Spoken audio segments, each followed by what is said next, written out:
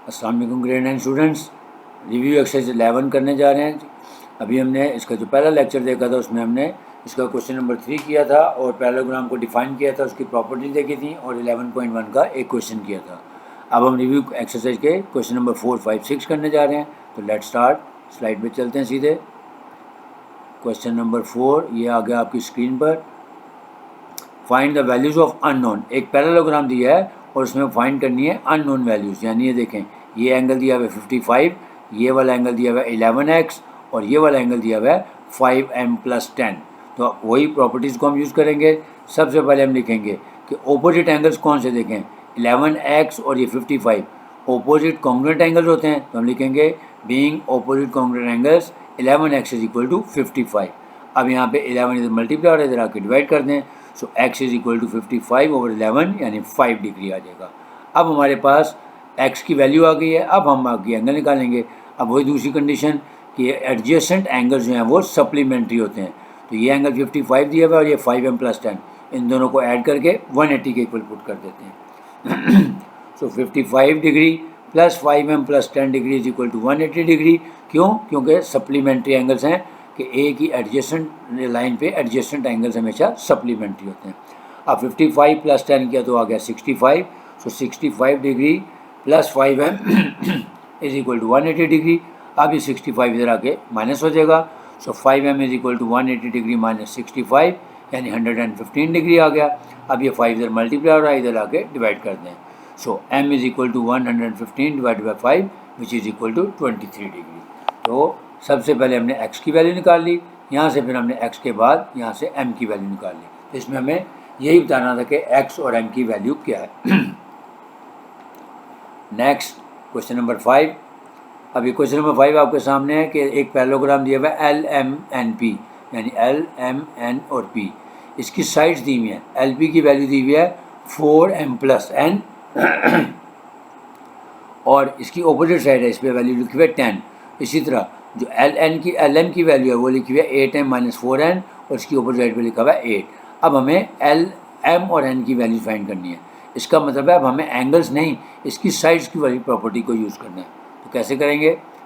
सबसे पहले लिखेंगे इन पैरेललोग्राम LMNP, देखें LP is congruent to MN क्योंकि opposite sides are equal and parallel होती है। इसी तरह यहाँ पे हम लिखेंगे कि LM is congruent to PN क्योंकि ये भी opposite sides are equal and parallel होती हैं। तो अब हम यहाँ से इक्वेशन बना लेंगे। देखें LP की वैल्यू की जाती है 4m+n इज इक्वल टू 10। एक पहले ये इक्वेशन बन जाएगी हमारी और फिर दूसरी इक्वेशन हमारी क्या बनेगी, ये 8m-4n इज इक्वल टू 8। ये हमारी सेकंड इक्वेशन बन गई। यानी इस पैरेललोग्राम को देखते हुए इसकी ऑपोजिट साइड्स को इक्वल होती हैं, इसलिए हमने दो यहाँ से साइमल्टेनियस इक्वेशन बना ली। अब इसको सॉल्व करने के लिए आपको मुख्तलिफ मेथड अवेलेबल हैं। क्रैमर रूल से भी किया जा सकता है, लेकिन हम इसको एलिमिनेशन मेथड से करेंगे। अब एलिमिनेशन मेथड क्या होता है कि जब हमने दो साइमल्टेनियस इक्वेशन को सॉल्व करना हो तो हमने देखना है कि दोनों के कोफिशिएंट सेम हैं। अगर नहीं है तो उनको पहले सेम कर लेंगे। अब ये देखें 4 है, अगर मैं इसको 2 से मल्टीप्लाई कर दूँ तो ये 8 बन जाएगा। तो अब मैं क्या करूँगा, इक्वेशन नंबर 1 को यानी पूरी इक्वेशन को 2 से मल्टीप्लाई कर दूँगा क्योंकि जो हमारी सेकंड इक्वेशन है उसका 8m है और पहली का 4। तो 4 को 8 बनाने के लिए हम क्या करेंगे, इक्वेशन नंबर 1 को मल्टीप्लाई कर देंगे बाय 2। तो जब मल्टीप्लाई करेंगे तो पूरी इक्वेशन को मल्टीप्लाई करेंगे। तो ये हो जाएगा 2 4 = 8 प्लस ये हो जाएगा 2n और ये हो जाएगा प्लस 2 10 = 20। ठीक है, अब आ गया 8m + 2n इज इक्वल 20। अब इसके नीचे इक्वेशन नंबर 2 लिखेंगे यानी 8m-4n इज इक्वल टू 8। ठीक, अब एलिमिनेशन मेथड का क्या मतलब होता है कि अगर साइन एक पॉजिटिव एक नेगेटिव है तो उनको कैंसिल कर देते हैं। तो सर इसलिए क्योंकि दोनों पॉजिटिव थे तो पहले मैंने नीचे वालों के साइन चेंज कर दिए। ये देखें, ये +8 था, ये -8 हो गया, ये -2 था, -4 था, ये +4 हो गया और ये +8 था तो ये -8 हो गया। अब हम इसकी कटिंग कर देंगे। देखें ये +8m और ये -8n कैंसिल हो गए। अब हमारे पास रह गया 4 + 2 यानी 6n इज इक्वल टू 12। अब यहाँ पे 6 मल्टीप्लाई हो रहा है, इधर लाके डिवाइड कर दें। सो n इज इक्वल टू 12/6 यानी 2 आ गया। अब जो n की वैल्यू आई है ये किसी एक इक्वेशन में पुट करके हम m की वैल्यू निकाल देंगे। तो हम इक्वेशन नंबर 1 यूज़ कर लेते हैं। लिखेंगे from equation number 1 4m + n is equal to 10।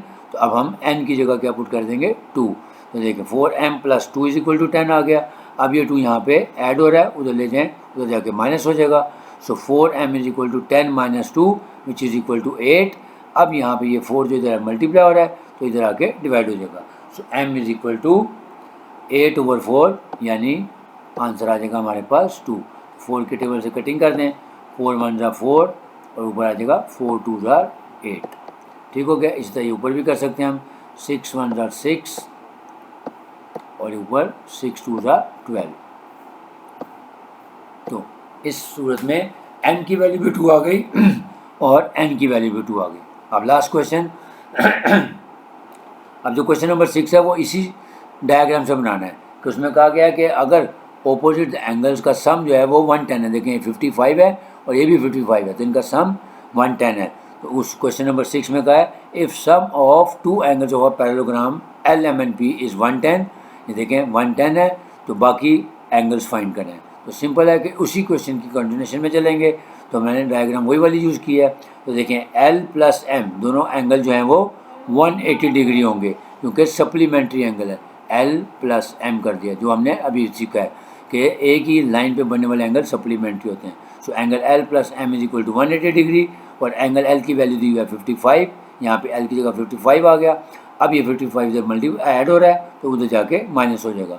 So angle M = 180 - 55 which is equal to 125। और इसी तरह अब एंगल P और एंगल M जो हैं वो भी कॉन्ग्रुएंट एंगल हैं। तो इसका मतलब है कि एंगल P और एंगल M भी सेम होंगे which is equal to 125 degree. ये 0 ज़्यादा लग गया, इसको मैं कट कर देता हूँ। ठीक है, इसका मतलब हो गया कि वही क्वेश्चन नंबर 5 से ही हमने क्वेश्चन नंबर 6 को बनाना था। इसमें सिर्फ दोनों एंगल्स दिए हुए थे और हमने पहले सप्लीमेंट्री एंगल्स की प्रॉपर्टी की मदद से एंगल P या एंगल M निकालेंगे। फिर जो M एंगल आएगा और P दोनों कॉन्ग्रुएंट ऑपोजिट एंगल होते हैं, तो फिर P की वैल्यू भी वही आ जाएगी। तो ये था हमारा इसका सेकंड लेक्चर। इसमें मैंने क्वेश्चन नंबर 4, 5, 6 आपको तीनों सिखा दिए हैं।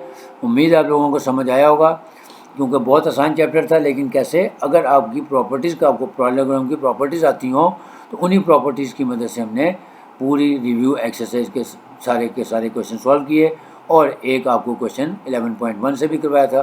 तो जो लोग रेगुलरली लेक्चर देखते हैं उनसे गुजारिश है कि अगर आपको वीडियो पसंद आई है तो इसको लाइक भी करें और शेयर भी करें और अगर चाहें तो कमेंट बॉक्स में सजेशन भी दे सकते हैं। और जो लोग फर्स्ट टाइम देख रहे हैं उनसे रिक्वेस्ट है कि चैनल को सब्सक्राइब कर लें ताकि आइंदा आने वाली वीडियोस आप तक खुद ब खुद पहुँचें। इजाज़त चाहूँगा। इंशाल्लाह नेक्स्ट लेक्चर में एक नए चैप्टर के साथ आपकी खिदमत दोबारा हाजिर होऊंगा। अल्लाह हाफ़िज़।